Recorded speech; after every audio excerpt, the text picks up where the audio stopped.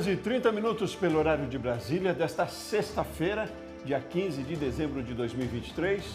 Este é o Jornal do Empreendedor, segunda edição, seja muito bem-vindo. Eu sou Sebastião Garcia e convido você para acompanhar comigo as principais notícias do dia. Congresso derruba veto do presidente Lula e desoneração da folha de pagamento será prorrogada até 2027. Câmara dos Deputados aprova medida provisória de criação do Ministério do Empreendedorismo, da Microempresa e da Empresa de Pequeno Porte. E começa hoje, em Brasília, o Salão Nacional do Turismo. A expectativa é de um público de 30 mil pessoas. Tudo isso você confere agora no Jornal do Empreendedor, segunda edição.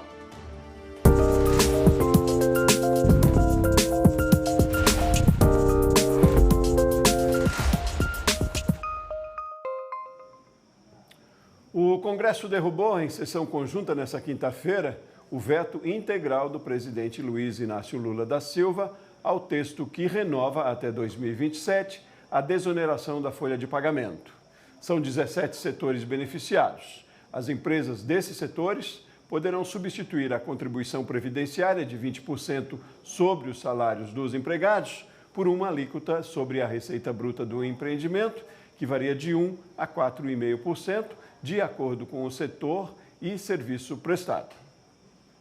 Alívio entre os 17 setores que mais empregam no país e projeção de aumento de postos de trabalho. São cerca de 9 milhões de empregos formais com perspectiva de abertura de novas oportunidades. Essa política foi vitoriosa, foi exitosa, nós recolhemos imposto, mas ao mesmo tempo aumentamos o número de empregos e geração de renda para a população. Com segurança de investir, de manter várias frentes de trabalho em diversos setores, nos 17 setores. Isso vai ajudar o país a arrecadar mais, o país a ter segurança no seu futuro. A desoneração da folha de pagamentos começou em 2011. Segundo os dados do próprio governo, tem ajudado a gerar mais que o dobro de postos de trabalho do que nos setores que não têm direito à simplificação tributária. Conquistamos o melhor procedimento, que era derrubar o veto, prorrogar o benefício que já existe hoje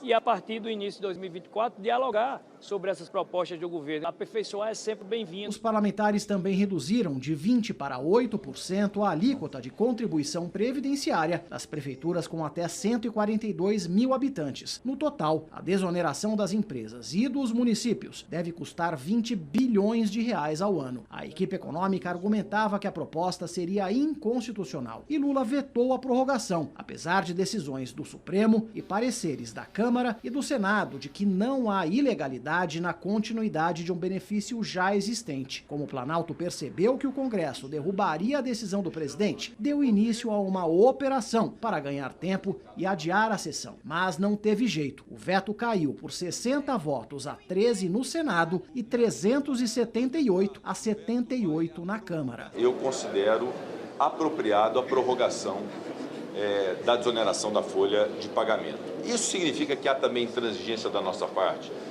em ouvir o Ministério da Fazenda e o Governo Federal em relação às sugestões de aprimoramento? Não. O governo prometeu desde a semana retrasada uma alternativa, mas não apresentou nada ao Congresso. A desoneração da folha perderia validade no dia 31. Agora vai até o final de 2027. A área jurídica do governo analisa a possibilidade de recorrer ao STF para tentar manter o veto.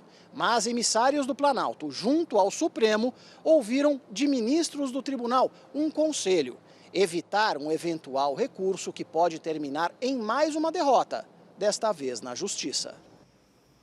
E a Câmara dos Deputados aprovou a medida provisória que cria o Ministério do Empreendedorismo, da Microempresa e da Empresa de Pequeno Porte. A pasta é a 38ª do governo Lula e foi criado para impulsionar os pequenos negócios. O titular é o ministro Márcio França, do PSB. As medidas provisórias têm força de lei assim que são publicadas no Diário Oficial da União. No entanto, para virarem leis em definitivo, precisam ser aprovadas em até 120 dias. O texto segue agora para o Senado. 76% dos brasileiros desconhecem a COP28, que terminou nessa semana em Dubai. Apesar do baixo índice de informação do maior evento sobre o clima, quando perguntados como classificariam, no geral, o seu interesse pessoal pelo tema sustentabilidade ambiental e mudanças climáticas, 59% dos entrevistados disseram ter muito interesse no tema. A falta de conhecimento sobre a COP será um grande desafio que o Brasil terá que superar antes de realizar a COP30 na cidade de Belém em 2025. Esse é o resultado da pesquisa Sustentabilidade e Opinião Pública, divulgada pela CNI, a Confederação Nacional da Indústria. E a Organização Mundial do Turismo inaugurou, nesta quinta-feira no Rio de Janeiro, seu segundo escritório regional. O objetivo é impulsionar o setor em todo o continente americano e no Brasil. O país recebe por ano 6 milhões de turistas estrangeiros que gastam 30 bilhões de reais. A entidade, que é ligada à ONU, tem sede em Madrid, na Espanha, e apenas mais um escritório regional que fica na Arábia Saudita. E começa hoje em Brasília o Salão Nacional do Turismo. O evento vai mostrar os principais destinos turísticos do Brasil e o que há de melhor na cultura, história, gastronomia e belezas naturais do país para o público nacional e estrangeiro. Serão 5 áreas temáticas: turismo de natureza, turismo rural, sol e praia, turismo cultural e turismo de tendências. A expectativa é que 30 mil pessoas circulem por lá durante os 3 dias do evento. O evento é organizado pelo Ministério do Turismo, vai até domingo no Estádio Nacional Mané Garrincha e conta com o apoio do Sebrae. A entrada é gratuita. Bom, e a importância de eventos como este, também para os pequenos negócios, é assunto da nossa conversa de hoje com André Coelho, coordenador de projetos da FGV. Bom dia, André, tudo bem? Bom dia, Sebastião. Prazer estar aqui novamente com você. Ótimo. Bom, prazer todo nosso também. André, de forma abrangente primeiro aí para a gente começar a conversa, qual é a relevância de eventos como esse, com essa grandiosidade, aí para o setor de turismo e serviços? Bom, Sebastião, esse evento do Salão de Turismo, em especial, ele tem uma primeira característica de conexão, né? Reconexão do turismo com o país, a retomada desse setor econômico tão importante para o Brasil, depois daí de passado pandemia, ajustes de governo, mudanças de ministério. Então, é um momento importante para o Brasil, um momento importante para aqueles que trabalham com turismo, para aqueles que têm interesse também em viajar, já que esse evento é um evento tanto para o público geral, digamos assim, como também para os empresários.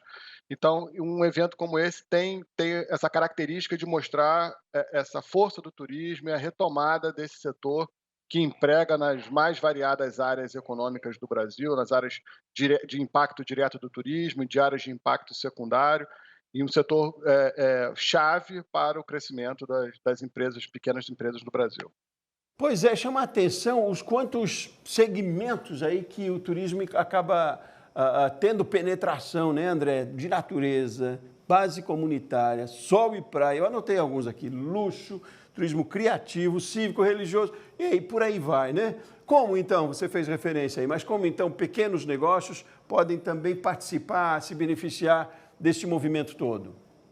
Olha, esse é um momento importante para os pequenos negócios, porque eles são a grande força dos negócios do turismo brasileiro, estão nos mais variados destinos turísticos brasileiros. Então, é um momento de participar, para aqueles que tenham oportunidade de participar de um salão como esse, estar no salão, a participar das palestras, observar que novos negócios estão acontecendo. Um dos segmentos que tem atenção é o segmento das tendências. Esse é muito importante para quem trabalha com o setor de serviço, olhar em termos de tecnologia, por exemplo, o que vem de novo por aí, olhar o que vem de novo em termos de público consumidor, se existe alguma área nova de promoção e marketing, participar das palestras. É um momento importante de se conectar com o setor e com o futuro dos negócios, principalmente para os pequenos negócios.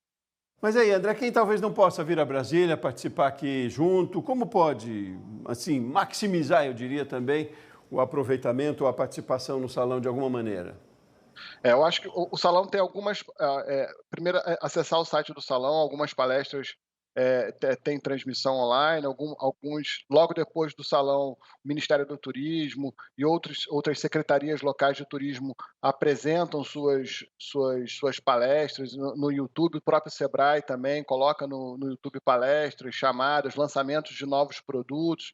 Então, para aqueles que não puderam ter oportunidade, eu acho que é importante acompanharem virtualmente como o salão está acontecendo, observarem no YouTube essas novas tendências que vão sendo divulgadas em seguida do salão, e também por parte daqueles que têm aí uma acesso à sua representação direta nas suas cidades, secretarias de turismo, conselhos de turismo, cobrar também das suas cidades que façam palestras, que façam digamos assim, uma devolutiva da participação das cidades e dos estados no Salão do Turismo para todo o trade turístico local. Passada aí a pandemia, e eu imagino que para algumas empresas tem ainda reflexos até negativos, e para o setor já se recuperando tem muitos reflexos positivos, né, com a recuperação, eu diria. Mas que desafio você vê ainda pela frente aí, falando até um pouco de tendências? Olha, eu acho que essa questão financeira que você tocou é muito importante. Então, assim, o saneamento das contas das empresas é um vetor sempre a ser buscado. Eu acho que a grande parte das empresas já começaram a conseguir se reestabilizar. O turismo mostrou que é um setor resiliente, que voltou. Então, eu vejo já muitas empresas se preparando para atuar agora nesse período de verão. Então, acho que esse é o primeiro ponto, você conseguir sanear a sua empresa financeiramente. Acho que um segundo ponto muito importante é esse que nós mencionamos do salão, mas não só do salão, no geral, como um todo, você está observando as tendências, está observando o que tem de novo no mercado, e tem muita coisa nova no mercado, muita coisa em termos de mídia social, muita coisa em termos de automação. E um terceiro ponto importante olhar nas diversas organizações que tratam do turismo, o Sebrae é uma delas, que tipo de capacitação, que coisas novas estão disponíveis para serem exercitadas, novos cursos, novos modelos de sistemas financeiros, pequenos sistemas financeiros, aplicativos de gestão. O que existe de novo em termos de capacitação que o empresário possa, ele se capacitar ou capacitar os seus colaboradores para melhorar cada vez mais a sua receita. Muita coisa boa, felizmente, né, André? Muitas ferramentas, muitos eventos aí. Só lembrando, então, o Salão Nacional do Turismo começa hoje e vai até domingo, dia 17, aqui em Brasília, na Arena Mané Garrincha, e é gratuita a entrada também, participação, como o André disse, aí pelo site a gente busca muito mais informações. André, muito obrigado mais uma vez pela sua participação. Bom fim de semana para você, meu caro. Sempre um prazer, igualmente. Muito obrigado, Sebastião. Seguimos no próximo bloco. Confraternizações de fim de ano impulsionam o mercado de bebidas. Nós voltamos já já.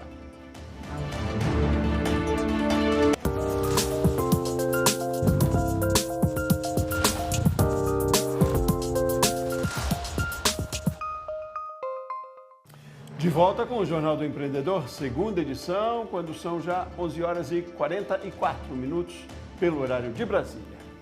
E olha, faltando 15 dias para encerrar 2023, o que todo mundo quer é fechar o ano em alto astral, não é? O período é de confraternização e de muitos brindes. E os empreendedores de bares e restaurantes já comemoram a alta no faturamento que deve se refletir no setor de bebidas. Vamos ver na reportagem de Camila Xavier.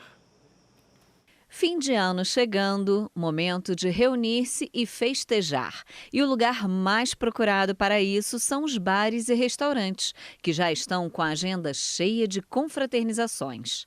De acordo com a Associação Brasileira de Bares e Restaurantes, a expectativa para o setor é de alta de 7% no faturamento em relação ao mesmo período do ano passado. Já uma pesquisa da Associação Brasileira de Supermercados mostra que 62% dos supermercadistas projetam consumo superior neste Natal na comparação com dezembro de 2022.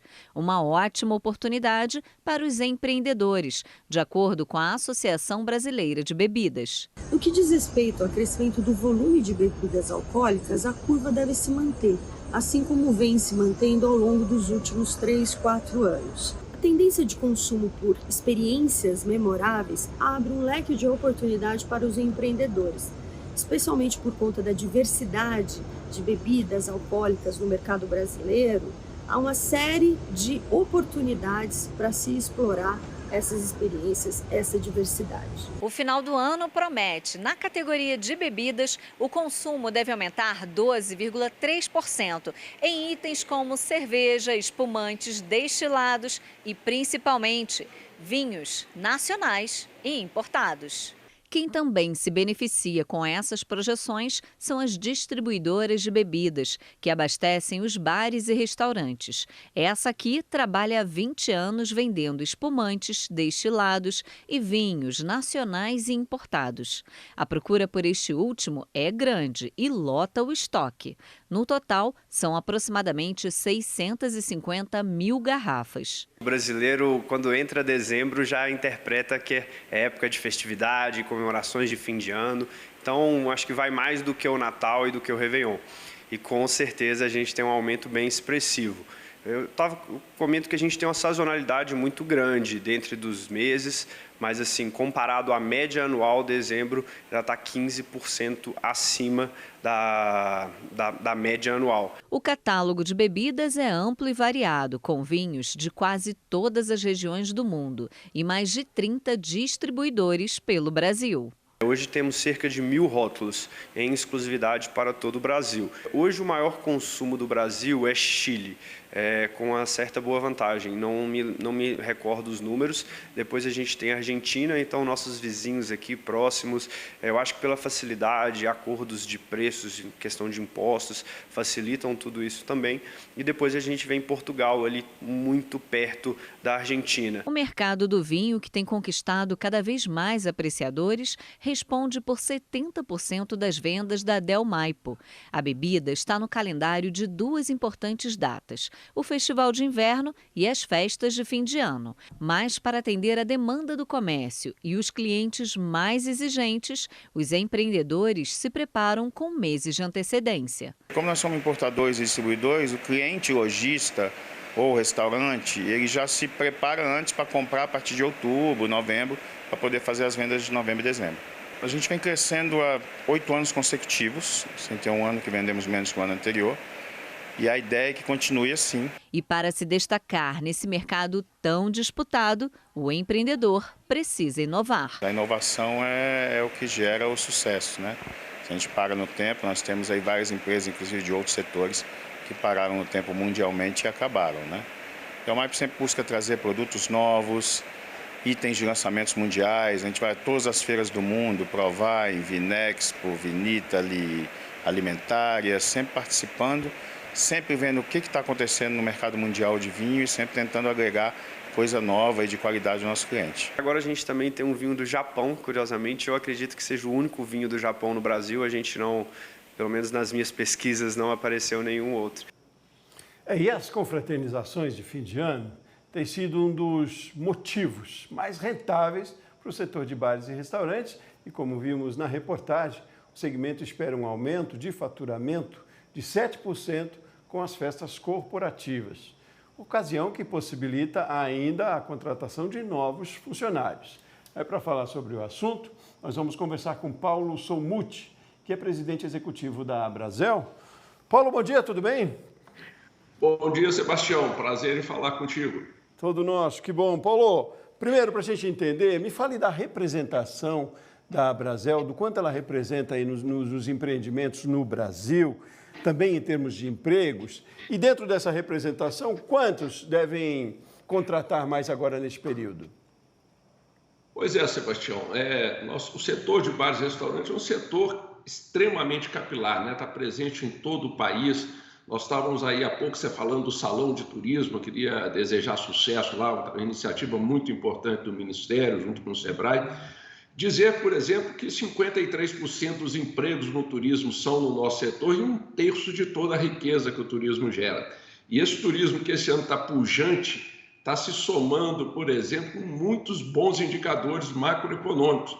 Inflação caindo, libera dinheiro para o bolso do consumidor, assim como os juros também diminuindo. Nós tivemos um crescimento enorme do emprego, que é outra questão muito importante no setor de bares e restaurantes. E o país cresceu, né? Quase 3%. Então, nós estamos indo aí para um momento muito especial de final de ano aí para os bares, restaurantes, para a economia como um todo. Estamos bastante animados, Sebastião. A expectativa boa de aumento de faturamento, mas eu digo, há um percentual que vocês estudam já de quantos das empresas devem contratar por conta deste período agora? É grande parte? Eu tinha lido algo em torno de pelo menos um terço, é isso, Paulo?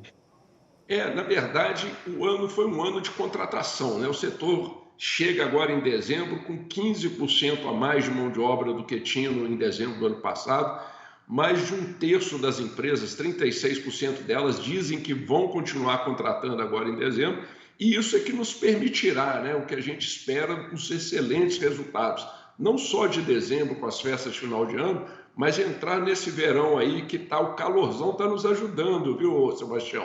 O calor impulsiona, eu vi você falando aí com a turma Delmapo, né, que são importantes fornecedores do setor, que estão esperando crescimento das vendas aí em 15%, mas no nosso setor pode ser ainda maior, porque o calor está impulsionando vendas dos maravilhosos espumantes brasileiros, da cerveja. Então, nós dos bares, nós estamos imaginando em crescer aí 40% o faturamento sobre o mês recente de outubro, setembro, por conta do calor. Então, é uma conjuntura de fatores muito importantes impulsionando o crescimento agora em dezembro, e o empresariado está contratando, como nós falamos, mais de um terço, vai aumentar ainda o número de empregos e vagas no setor nos próximos meses. Paulo, qual é a orientação da associação, né, a Associação Brasileira de Bares e Restaurantes, para os empresários e até pequenos negócios, talvez, para justamente aproveitar ou viver com esse bom momento com eficiência, esse movimento de crescimento, né? Contratações que realmente atendam toda a demanda, né, para que o negócio se estabeleça. Qual é a orientação nesse momento, que é um momento atípico? Olha, a gente quer que ele vire típico, né? Porque acho que nós temos notícias boas e estruturais aí, como a gente falou, né? Inflação caindo, juros, emprego subindo, nós estamos bastante otimistas. O olhar que nós devemos ter nessa direção, Sebastião, é para a questão da produtividade.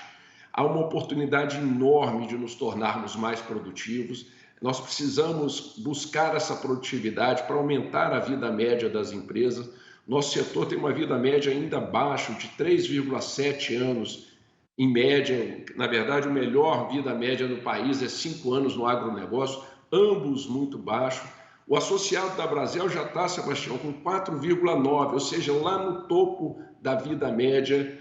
E a gente gostaria de chamar a atenção para esse empreendedor, tanto no Sebrae, nós temos parcerias enormes, como na Brasel, há um conjunto de serviços e de oportunidades de qualificação buscando ampliar essa vida média, melhorando a produtividade, melhor ganho de produtividade com treinamento, com automação, com o uso da informação, da tecnologia no digital. Há uma mudança grande e importante, né? Hoje o cliente começa a se relacionar com o estabelecimento antes mesmo da compra, no digital. Você tem 3 grandes canais de distribuição hoje. A mesa tradicional, que a gente nunca perderá, se Deus quiser, e é onde o brasileiro tem um prazer enorme de frequentar os bares e restaurantes, mas ainda temos a importância hoje do delivery, que ainda é responsável por 20% das vendas, é um legado aí da pandemia dolorosa para o nosso setor, mas a gente surge com esse canal melhor estruturado nos bares e restaurantes de todo o país e aquele para levar. Então, assim, o cliente depois continua relacionando no digital. Então, há muitos desafios e oportunidades, inclusive para empregos novos, né? Antigamente a gente só empregava garçom, cozinheiro, atendente, gerente. Agora não, a turma aí da tecnologia é um parceiro importante desse sucesso do estabelecimento. Momentos como esse, né, sazonais, servem de termômetro e de oportunidades para se criar estratégias, como você diz, para que se torne efetivo o ano todo, né? Paulo Solmuti, presidente executivo da Brasel, muito obrigado pela sua participação. Sucesso nos negócios, Paulo. Sebastião, para vocês também, um ótimo final de ano. Queria deixar aqui um abraço ao ministro Márcio França e dizer que estamos muito otimistas com a criação de um ministério específico para cuidar da pequena e microempresa no Brasil. Ótimo, muito obrigado. Continuamos por aqui, olha, terminam no próximo dia 20 as inscrições para o South Summit Brasil 2024. O evento vai promover mais uma edição do Startup Competition. Quem participar vai passar por processo seletivo que elegerá 50 finalistas. As startups escolhidas terão a oportunidade de apresentar um pitch para uma audiência selecionada e vão concorrer ao prêmio em 5 categorias: destaque, mais sustentável, mais escalável, mais inovadora e melhor time. A expectativa é que a próxima edição reúna em Porto Alegre aproximadamente 1.000 investidores e 140 fundos nacionais e internacionais. O South Summit será de 20 a 22 de março, no Cais Mauá, na capital gaúcha. E em Brasília foram divulgados nesta quinta-feira os vencedores do Prêmio Brasil Startup Awards. Também foi anunciada a data da próxima edição do Inova Summit 2024, que vai acontecer entre os dias 12 e 14 de junho, na capital da República. Confira na reportagem de André Lage.